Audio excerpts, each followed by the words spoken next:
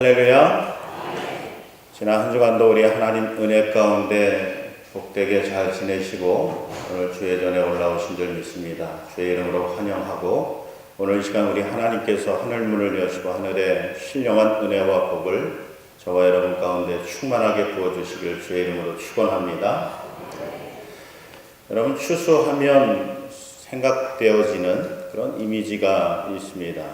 농촌에서 농사를 지어서 거둔 곡식을 창고에 가득 쌓아놓는 그런 모습을 우리가 예상해 볼 수 있습니다. 우리 어르신들은 한 번쯤은 시골에서 농사도 지어보시고 또 지금도 짓고 계시는 분들도 있겠지만 우리 젊은 신앙인들은 사실 이 농사를 지어본 경험들이 거의 없기 때문에 추수라고 하는 말을 듣기는 해도 그 추수의 기쁨들 이런 것들을 사실 잘 경험하지를 못합니다. 우리가 성경도 보면 이 추수에 대해서 말씀을 하고 있는 본문을 우리가 출애굽기 34장을 통해서 볼 수가 있는데 하나님께서 이스라엘 백성들로 하여금 가나안 땅에 들어가서 그곳에서 농사를 짓고 또 수확을 거두게 되면 이 감사절을 지키라 그렇게 명령을 하고 있습니다. 그래서 그 모습을 통해서 또 하나님께서는 이 추수라고 하는 기쁨을 이스라엘 백성들이 누리기를 원하고 또 이 추수 감사절을 지킴으로 인해서 또 하나님께서 뜻하신 바가 이스라엘 백성들에게 있었다라고 하는 것을 우리가 성경을 통해서 볼 수 있습니다.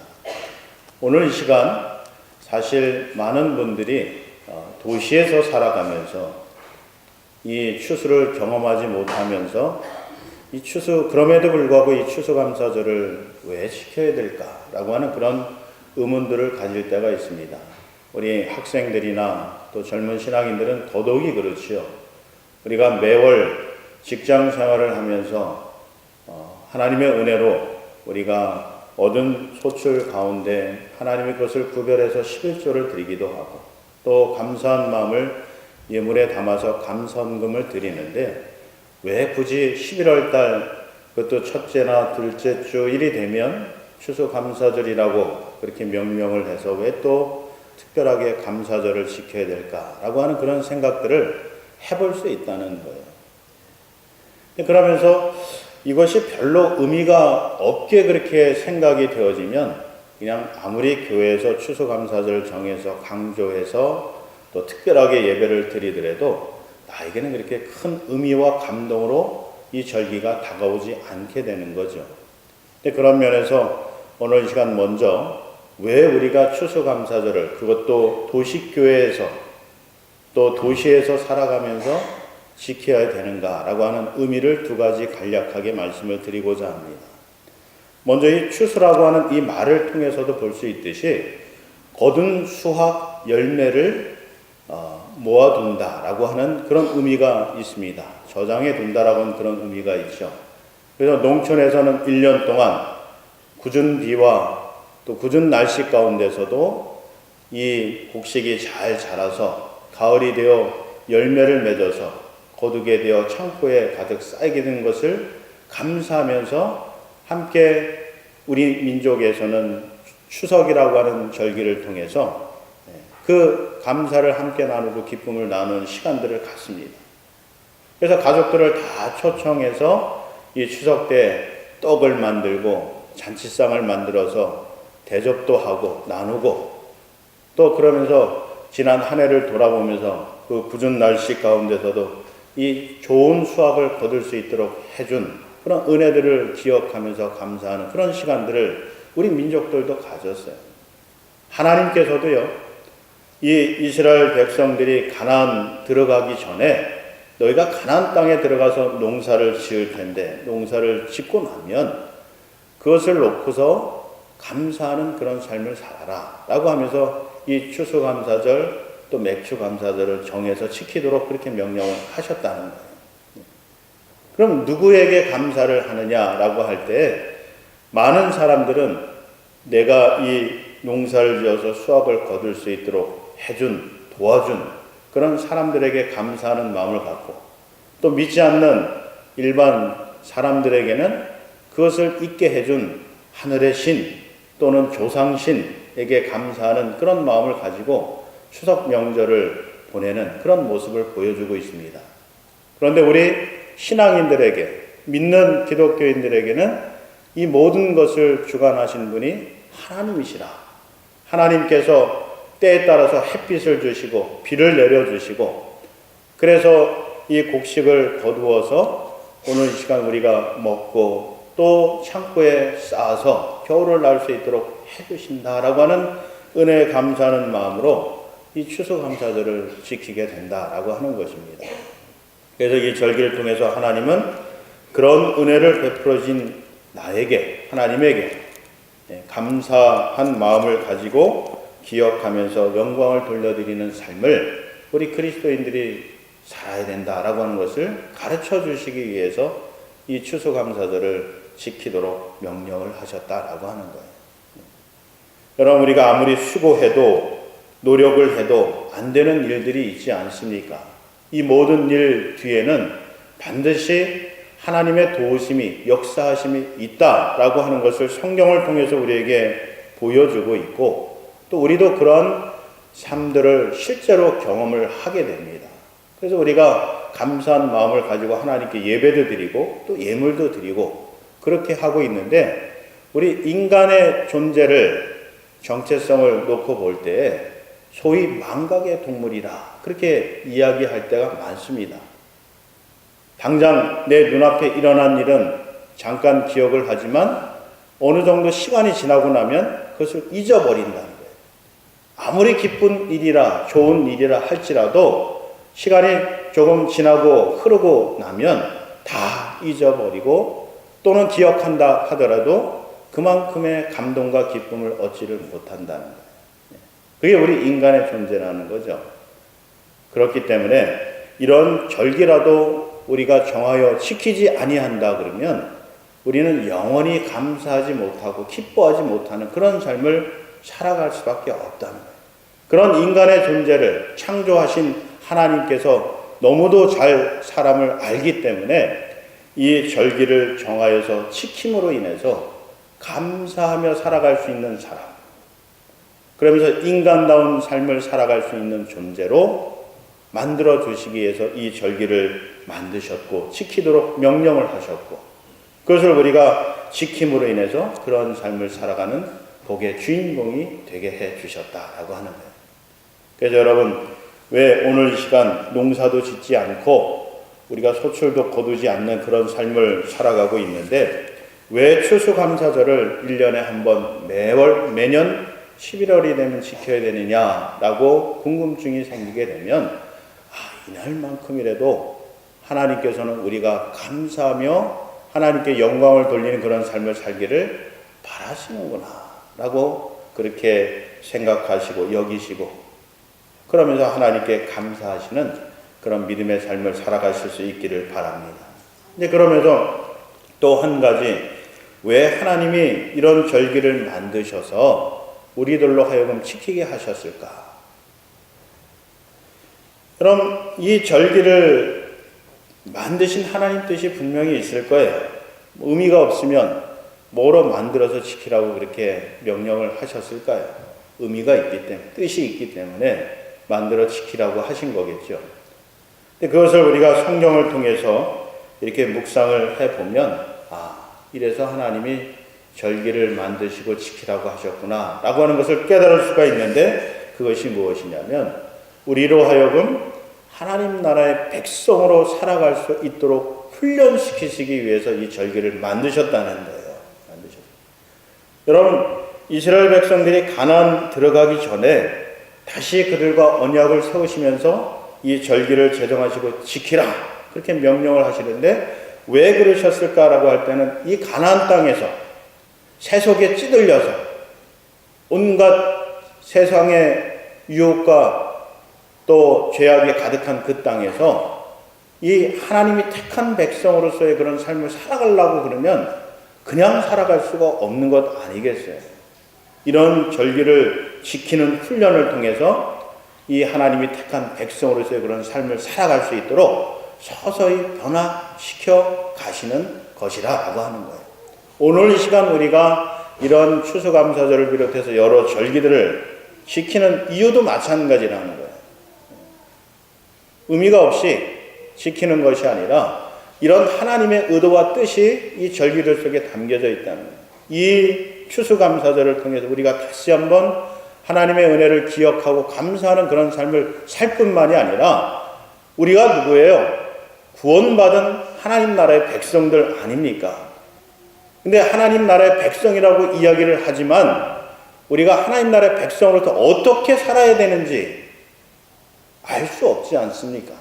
가르쳐주지 않는 이상, 배우지 않는 이상 우리가 하나님 나라의 백성으로서 구원받은 자로서의 그런 삶을 살아가지는 못한다는 거예요. 그것을 이런 절기 행사와 또 절기를 지킴으로 인해서 그런 것들을 우리가 훈련하고 배워서 그 나라의 삶을 살아갈 수 있게 된다는 거예요. 자, 그래서 우리가 이런 추수감사절을 보낼 때 어떻게 보내야 될까? 어떻게 하면 우리가 하나님 나라의 백성으로 살아갈 수 있고 또 우리가 드린 이 감사를 하나님께서 기뻐 받으시는 그런 감사를 올려드릴 수 있을까라고 할 때 오늘 이 본문을 통해서 우리가 그 지혜를 엿볼 수가 있습니다. 오늘 이 본문의 말씀은 10명의 문둥병자가 예수님으로부터 치유함을 받습니다. 예수님께서 말씀하시죠.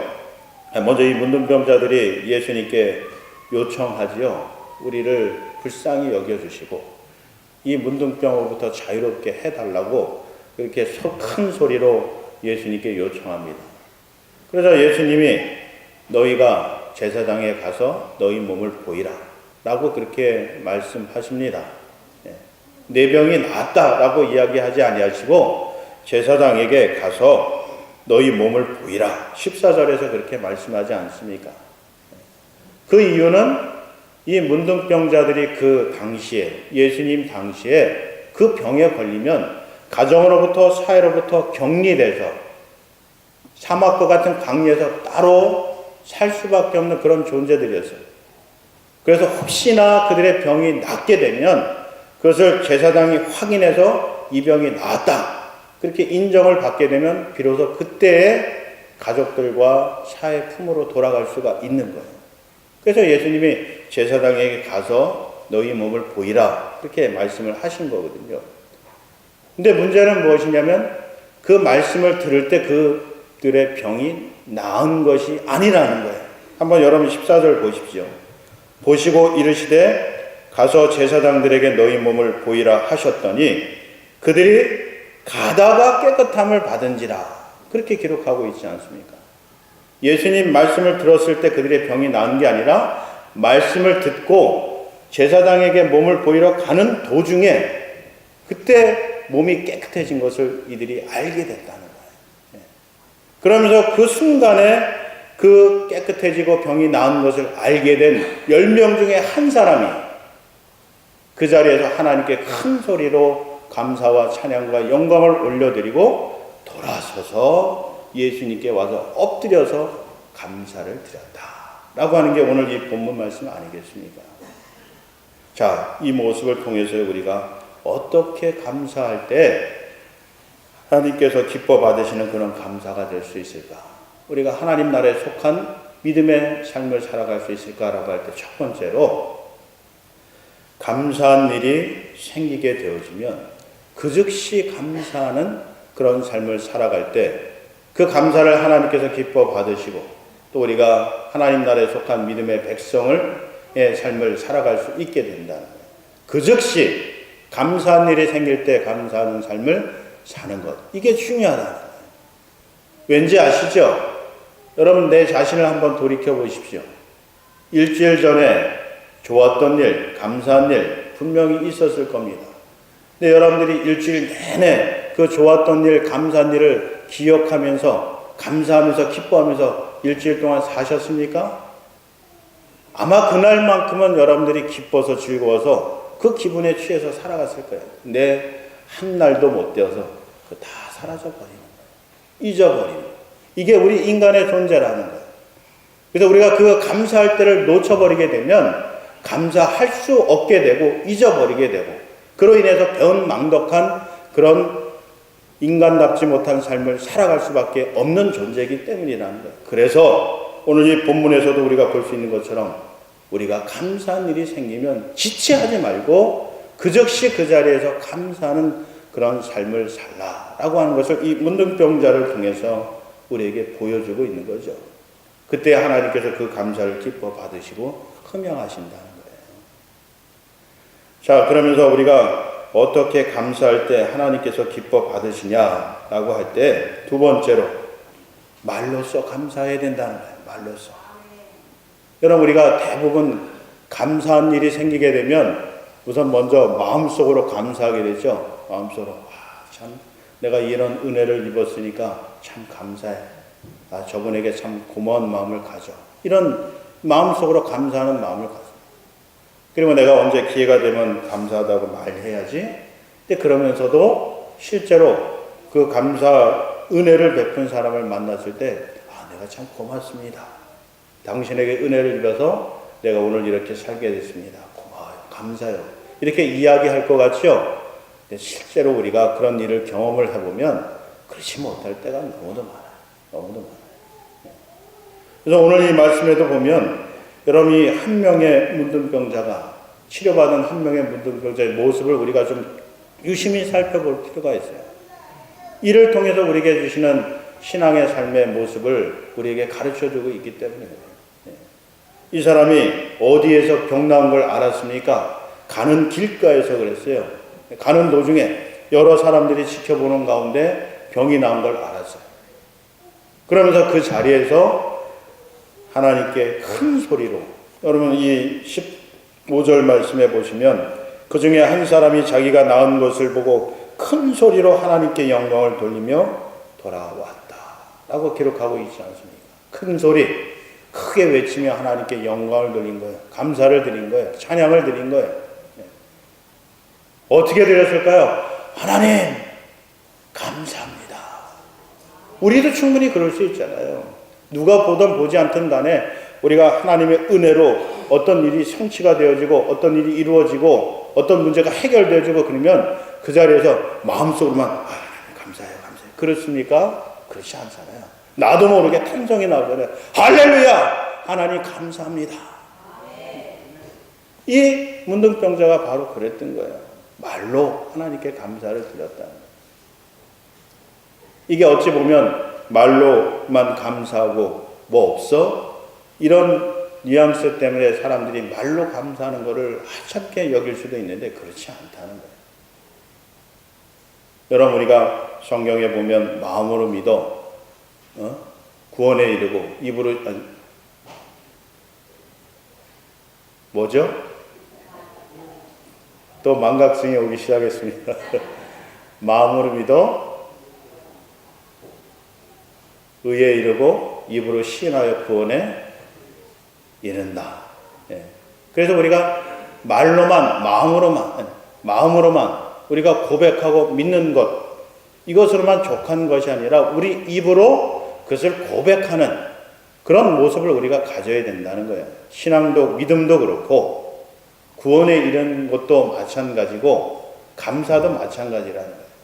그래서 우리가 누군가에게 가족에게 또 우리 믿음의 식구들에게 감사한 일이 있으면 마음으로만 감사하지 말고 입으로 고백을 하시라는 거예요. 외치라는 거예요. 고맙습니다. 이거 하는 거 뭐 어렵습니까? 근데 어려워하는 그런 분들이 너무 많이 계신다는 거예요. 그래서 오늘 이 본문에서도 우리에게 보여주는 신앙의 모습은 고백하라는 거예요. 말로써 고백하시라는 거예요.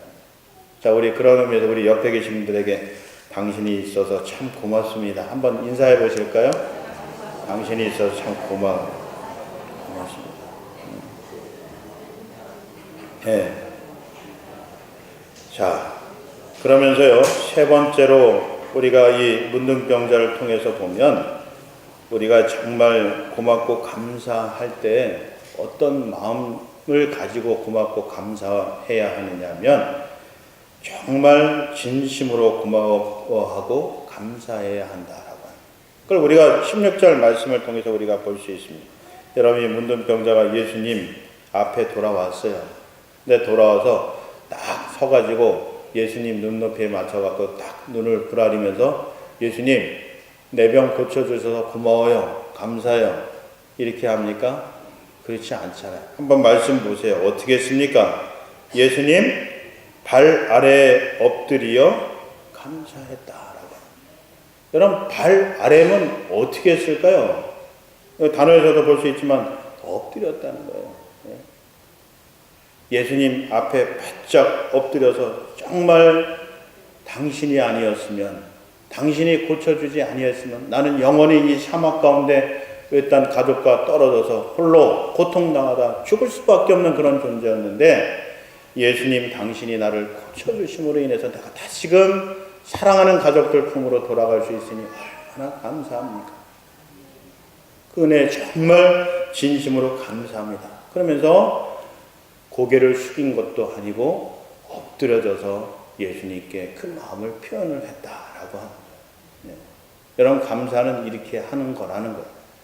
설령 이 문둥병자처럼 엎드려서 감사는 하지 않더라도 우리 마음을 다해서 진실한 그런 마음으로 감사를, 고마움을 표현하게 될 때 그것이 기뻐 받으시는 감사가 되는 거고, 그로 인해서 기쁨이 함께 우리 가운데 충만하게 되어지는 역사가 있게 된다라고 하는 것을 보여주는 겁니다.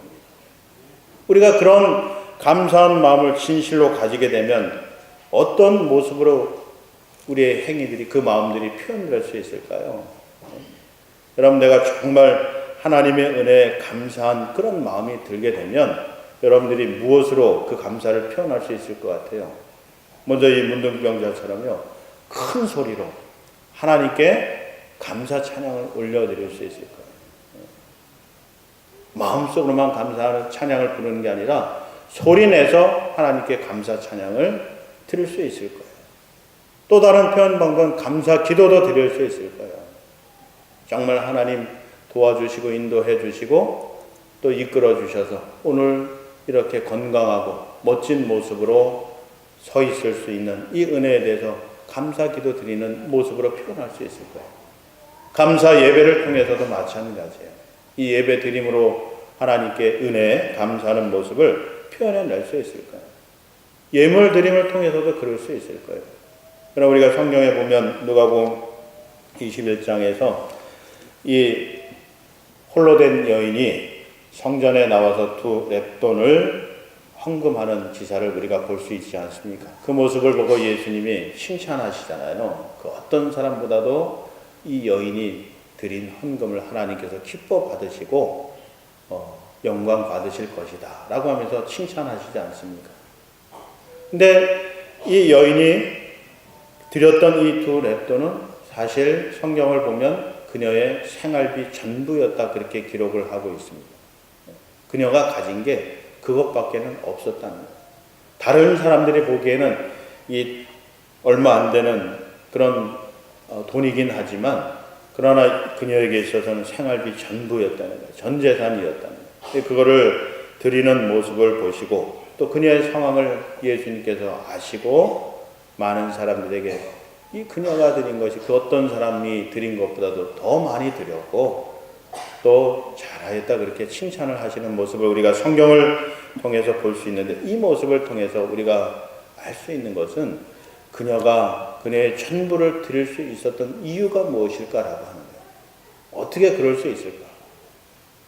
그건요, 이 여인이 정말 하나님의 은혜에 감사했기 때문에, 그렇지 않고는 다른 이유가 없어요. 어떻게 자신의 모든 것을 드릴 수 있는 그런 상황이 될 수 있겠어요? 우리랑 그렇게 할 수 있겠습니까? 근데 우리에게도 이 여인과 마찬가지로 정말 이 하나님의 은혜가 아니고서는 내가 있을 수 없다는 그런 신앙 고백과 함께 감사한 마음이 생기게 되면 그것이 하나도 아깝지 않게 되는 그런 신앙의 경험들을 우리도 할 수 있게 된다. 그러면서 하나님이 그것을 기뻐 받으시는 그런 결과를 우리가 보게 된다라고 하는 것입니다. 자, 그래서 오늘 이 말씀을 통해서요, 여러분 우리가 하나님이 진정으로 받으시는 감사, 어떻게 우리가 그런 감사를 하나님께 올려드릴 수 있을까? 그리고 천국에 속한 백성으로서의 삶을 살아갈 수 있을까라고 할 때 여러분 이 문둥병자처럼요, 가던 길을 좀 잠깐 멈추어 서시는 그런 삶의 또 신앙의 습관들을 좀 가져보시기 바라요. 여러분, 먹고 사는 일에 너무 정신없이 살아가시다가 보면 우리가 참다운 인간의 삶을 살기가 어렵습니다. 그러면서 하나님이 기뻐하시는 그런 믿음의 삶을 살기가 어렵다는 거예요. 그래서 우리가 좀 가다가 멈춰 서서 좀 돌이켜보는 그런 삶의 습관들이 좀 있어야 된다는 거예요. 그러면서 돌아보세요.